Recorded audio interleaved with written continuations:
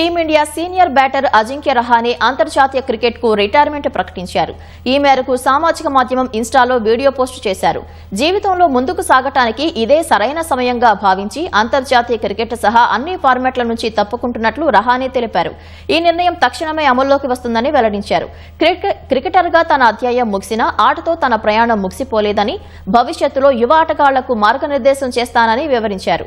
2013లో అంతర్జాతీయ కెరీర్ను ప్రారంభించిన రహానే భారత తరపున 85 టెస్టులు, 90 వన్డేలు, 20 టీ20 మ్యాచ్లు ఆడారు. 3 ఫార్మాట్లలో కలిపి మొత్తంగా 8,400కు పైగా పరుగులు చేశారు. 2023లో వెస్టిండీస్తో జరిగిన టెస్టు సిరీస్లో రహానే చివరిసారిగా భారత్కు ప్రాతినిధ్యం వహించారు. ఆ తర్వాత మళ్లీ ఆయనకు జాతీయ జట్టులో చోటు దక్కలేదు.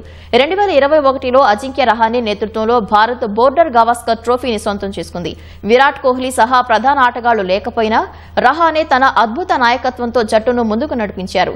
ఆస్ట్రేలియాను వారి సొంత గడ్డపై 2-1తో ఓడించి నాయకత్వ పటిమను చాటారు.